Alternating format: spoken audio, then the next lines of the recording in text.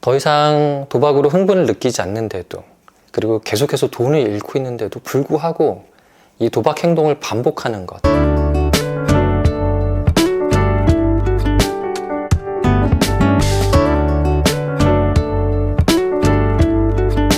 안녕하세요. 마음치유공간 여백의 여백직입니다. 저에게 상담받으시는 많은 중독자들이 그런 얘기를 하십니다.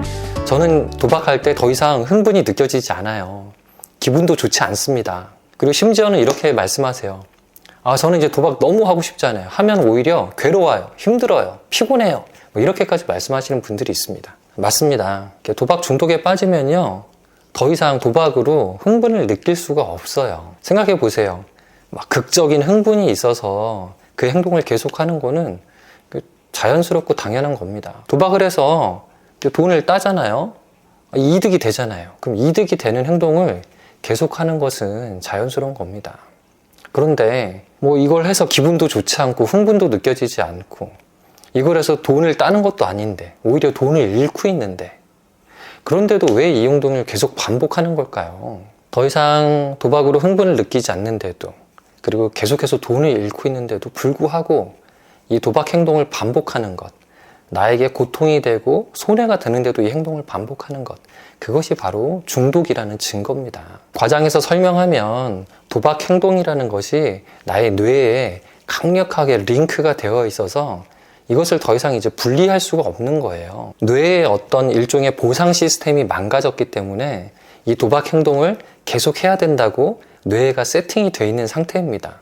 그렇기 때문에 돈이 없을 때는 돈을 만들어야 된다는 이유로, 또 돈이 있을 때는 여윳돈이 있다는 이유로, 스트레스 받을 때는 스트레스 받았다는 이유로, 기분이 좋을 때는 기분이다, 이런 이유로 도박을 하게 됩니다. 어떤 이유로든 도박을 하게 되는 것, 그러니까 강박적으로 계속해서 도박을 해야 되는 상태, 이것이 바로 중독 상태입니다. 어떻게 보면 도박을 중단하는 것이 간단하게 내가 마음만 먹고 결정만 하면 될 것 같은데, 그것이 안 되는 이유는 우리의 뇌가 이런 것을 통제할 만한 능력을 상실했다는 것을 의미합니다. 이것을 조절하고 제어하고 통제할 그런 기능이 많이 약화됐다는 것이죠. 그게 바로 중독이거든요. 저는 흥분을 느끼기 위해서 도박하는 거 아니에요. 돈 따려고 도박하는 거 아니에요. 어쩔 수 없이 하는 거예요 라고 하시는 분들이 있다면, 그래서 내가 도박 중독이 아니에요 라고 하시는 분들이 있다면 오히려 반대로 생각하셔야 됩니다. 그래서 혼자 힘만으로 좀 어렵습니다. 이렇게 전문적인 기관에 가셔서 상담을 받으시든, 또 병원에서 진료를 받으시든, 어떤 단도박 모임 같은 자조 모임을 참석하시든 하셔서 도움을 받으시고, 근본적으로는 통제력과 조절력을 상실한 내 뇌의 상태를 새롭게 이제 훈련시켜야 된다, 이런 마음으로 도박 중독 치료, 회복을 접근하시면 좋겠습니다.